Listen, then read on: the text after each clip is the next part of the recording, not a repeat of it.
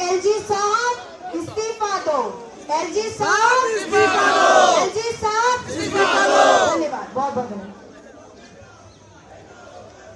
एक बार जोरदार नारा लगाएंगे, भारत माता की, इंकलाब, वंदे आम आदमी पार्टी, अरविंद केजरीवाल, अरविंद केजरीवाल। आज देश के पूर्व प्रधानमंत्री अटल बिहारी वाजपेयी जी की एक बड़ी शानदार लाइन याद आ रही है।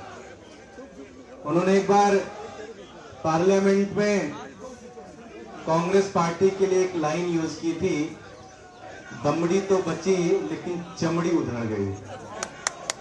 तो आज सुप्रीम कोर्ट का जो डिसीजन आया है उससे दमड़ी मतलब पैसा होता है।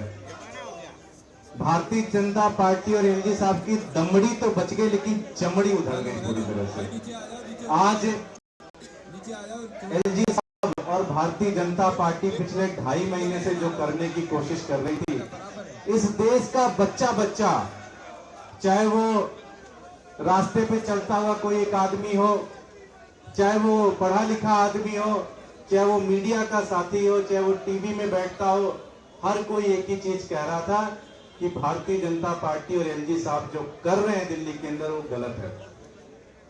कोई भी एक्ट, भारत का संविधान ये परमिट नहीं करता कि एल्डरमैन वोट देंगे, लेकिन उन्होंने जबरदस्ती वोट दिलाने की कोशिश की।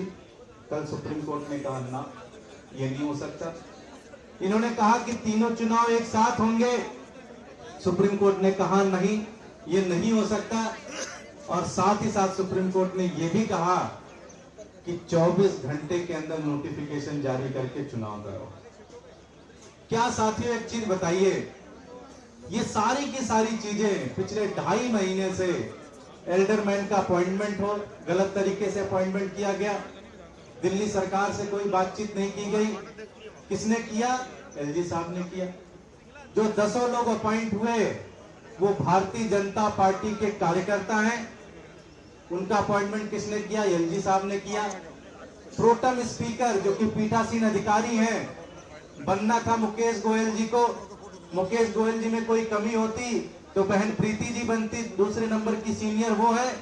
उन दोनों को ना बनाकर जो तीसरे नंबर, चौथे, 5वें नंबर की जो सीनियरिटी थी उनको पीठासीन अधिकारी बनाया गया, बीजेपी के एक कार्यकर्ता को।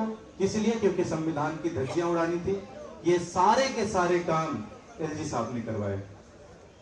संविधान के अंदर एलजी साहब की जिम्मेदारी एक संरक्षक के रूप में है। उनकी जिम्मेदारी है कि वो संरक्षक के रूप में रहेंगे, दिल्ली के एलजी के रूप में। जब संरक्षक खुद संविधान की धज्जियां उड़ाने में लग जाए तो क्या ऐसे व्यक्ति को अपने पद पर बने रहने का अधिकार है? मैं आपसे पूछना चाहता हूं, क्या ऐसे व्यक्ति को अपने पद पर बने रहने का अधिकार है? ये देश गांधी का देश है, ये देश नेहरू का देश है, ये देश शास्त्री जी का देश है। शास्त्री जी रेलवे मंत्री होते थे।